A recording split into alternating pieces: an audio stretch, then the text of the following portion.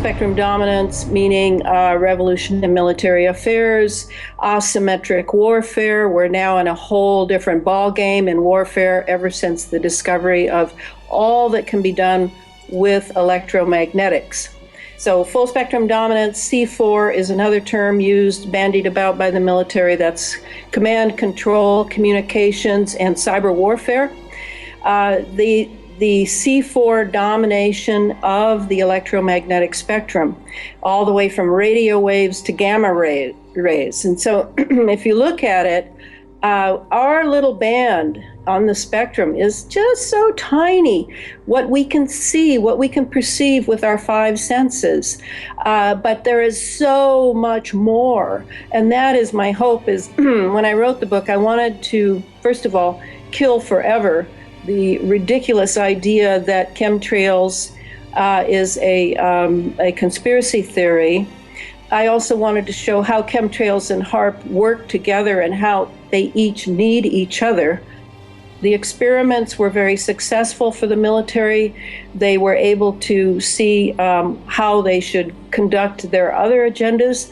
And now we have ionospheric heaters all over the world. In fact, not just stationary. We have them on, they're mobile, and we have NEXRADs, radar installations on military bases galore around the world.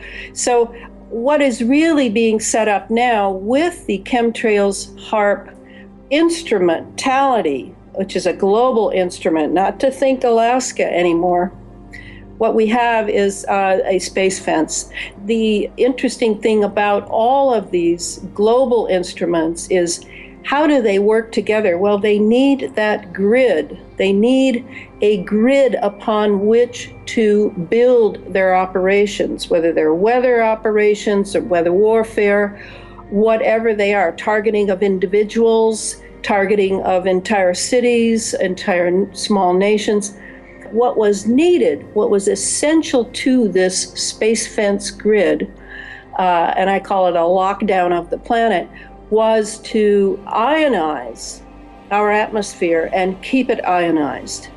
Now, an ionized atmosphere means it's battery ready, it's electric, it's ready to go for any military operation that there might be, including communications, but other things.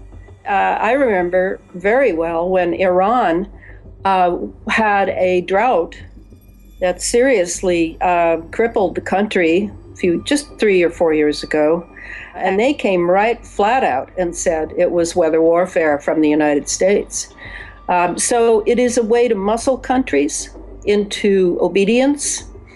It is a way to threaten countries to go along with your program. It's also a way to make money, and that has to do with weather derivatives. We now have a term for what we're seeing. We're seeing the creation of disasters to make money. Mm-hmm. And I think right away of poor New Orleans and Katrina.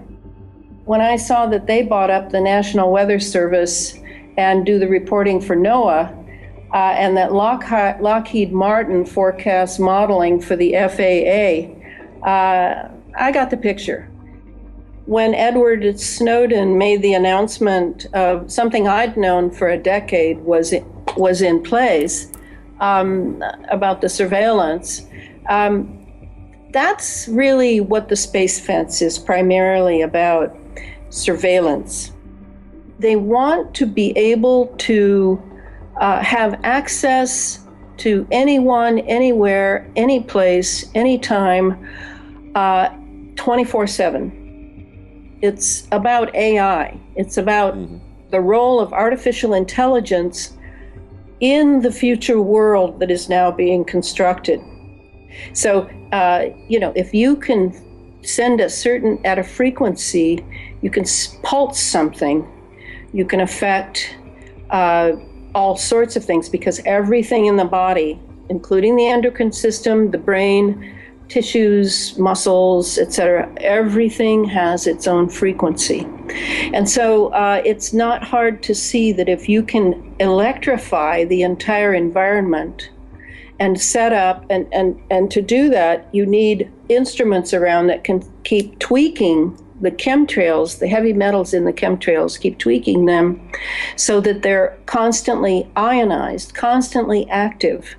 Then you can set up a world in which we are all part of that electric grid. We are part of what they love to call the hive mind. They don't have to necessarily zap our brains because of cyclotron resonance. We're resonating with whatever that pulse is in our environment. We resonate. We're built that way. We can see now what the elite are and aren't. I find that to be really positive. It may not feel good that our illusions are just falling one after the other, but this is how consciousness grows, is by releasing your illusions and confronting your time.